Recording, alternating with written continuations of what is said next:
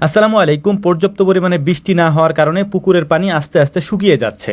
এজন্যই ভাবলাম যে আজকে পুকুরের মাছগুলিকে একটু দেখা দরকার, এর পাশাপাশি পুকুরে নেমে পুকুরের থেকে গ্যাসগুলিকে উঠিয়ে দেওয়া দরকার। এজন্যই আমরা সকাল সকাল বড় একটা জাল নিয়ে এসেছি পুকুরে মাছ ধরার জন্য। আর এই বড় জাল দিয়ে মাছ ধরার একটা সুবিধা হচ্ছে, এটা দিয়ে মাছ ধরলে পুকুরের নিচে যে গ্যাস জমা থাকে সেটা পানির নিচ থেকে উঠে যায়। তো জাল নিয়ে আসার পর আমরা ভাবলাম পুকুরে নামার আগে আমরা মূলত আগেই পানির ব্যবস্থাটা করে রাখি, অর্থাৎ আমাদের যে স্যালো মেশিনটা আছে এটাকে আমরা চালিয়ে দিই, এর পাশাপাশি আমরা মাছ ধরতে থাকি, পানিও হয়ে যাবে এর মধ্যেই। মেশিনটা যেহেতু অনেকদিন ধরে চালানো হয় না, তাই এই মেশিনটাতে বেশ কিছু সমস্যা দেখা দিল। এই সমস্যাগুলি সমাধান করে পরিপূর্ণভাবে মেশিনটাকে চালিয়ে দিয়ে তারপর আমরা পানির দিকে যাচ্ছিলাম পানিতে নামার জন্য, মাছ ধরার জন্য।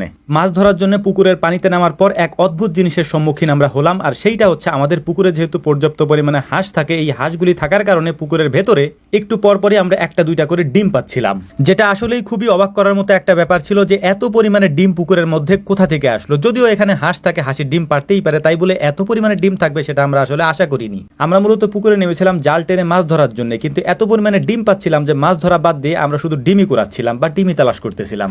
যাই হোক, আমরা এখানে এসেছি মাছ ধরার জন্য, তাই মাছ ধরার কাজটাকে আমরা প্রাধান্য দেওয়ার জন্য সবাইকে বললাম যে এগুলা বাদ দাও, মূলত আমরা যে কাজে এসেছি অর্থাৎ মাছ ধরার জন্য, সেই মাছ ধরার কাজটাই আমরা মূলত করি এখন। হাঁসে পুকুরের পানিতে ডিম পাড়ার একটা কারণ হচ্ছে আমরা হাঁসগুলিকে খুব সকাল সকাল ছেড়ে দিই, এইটা একটা কারণ যেটা আমরা আগে থেকেই জানি, তবে আমরা এরপর থেকে এই কাজটা আর করবো না ইনশাআল্লাহ। এর পাশাপাশি পুকুরের পানিতে এই হাঁসগুলি যেখানে দাঁড়ায় বা যেখানে বসে ওই জায়গাটাতে ওদের ডিম পাড়ার একটা ব্যবস্থা আমরা করে দিব। ওখানে একটা ক্যারেট দিয়ে দিব অথবা ওখানে আমরা কিছু খড় দিয়ে দিব যাতে ওরা ওটার উপরে ডিম পাড়তে পারে, এবং পরবর্তীতে ওই ডিমগুলি যাতে আমরা এখান থেকে সংগ্রহ করে নিয়ে যেতে পারি, এটার একটা ব্যবস্থা আমরা করে দেবো ইনশাআল্লাহ। জাল টানার জন্য আমাদের এখানে অভিজ্ঞ কোনো লোক নেই, অর্থাৎ এই জালগুলি টানার জন্য মূলত অভিজ্ঞ লোকের প্রয়োজন হয়, তবে আমরা নিজেরাই জালগুলি টানার চেষ্টা করতেছিলাম এবং খুব সুন্দরভাবে আমরা টেনে এনেছিও। এবং মাছগুলি দেখলাম, মাছগুলি দেখে আমাদের আসলে মন জুড়িয়ে গেছে। মাছগুলি দেখতেছিলাম আর আল্লাহ শুকরিয়া আদায় করতেছিলাম, আল্লাহ তাআলা কত নিয়ামত আমাদের জন্য রেখেছেন। আসলে আমি মাঝে মাঝে এটা ভেবে অবাক হই। যাই হোক, আলহামদুলিল্লাহ, মাছগুলি আমাদের ধরার কোনো উদ্দেশ্য নেই, এই মাছগুলিকে আমরা ছেড়ে দিব, কারণ আমরা পুকুরে জাল টান দিয়ে এর নিচ থেকে যে গ্যাস রয়েছে পুকুরের মাঝখানে, কারণ পানি যেহেতু অল্প,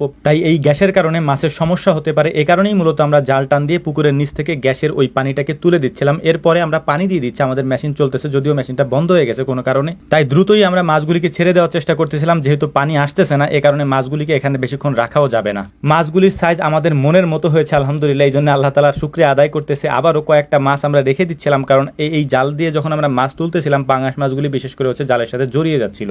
এই কারণেই যে মাছগুলি আমরা রাখছি, এই মাছগুলো হচ্ছে যে জালের সাথে আটকে গিয়ে যে অসুস্থ হয়ে গিয়েছে এবং পরবর্তীতে এগুলো মারা যাওয়ার সম্ভাবনা থাকতে পারে, এই কারণে মাছগুলিকে আমরা রেখে দিয়েছি আলহামদুলিল্লাহ। মাছ ধরা মোটামুটি আমাদের শেষ। আমরা যেহেতু 4-5 জন মিলে তারপর পুকুরের মধ্যে নেমেছিলাম, তো মূলত আমাদের যে কাজটা বা যে উদ্দেশ্যটা ছিল যে পুকুরের মাঝখান থেকে কাদার মধ্যে থেকে যে গ্যাসটা আছে সেটাকে উঠিয়ে দেওয়া, সেই কাজটা আমরা করতে পেরেছি। এটা করার পর মাছগুলিকে নিয়ে আমরা চলে যাচ্ছি। এর পাশাপাশি আমরা আবারও মেশিনটাকে চালিয়ে দিচ্ছিলাম, কারণ মেশিনটা হচ্ছে বারবার ডিস্টার্ব দিচ্ছিল, তবে এখনো পর্যন্ত আলহামদুলিল্লাহ চলতেছে মেশিনটা। তো যাই হোক, আমাদের জন্য দোয়া করবেন, আল্লাহ তাআলা যেন আমাদের ব্যবসায় বারাকা দান করেন। আসসালামু আলাইকুম ওয়া রাহমাতুল্লাহ।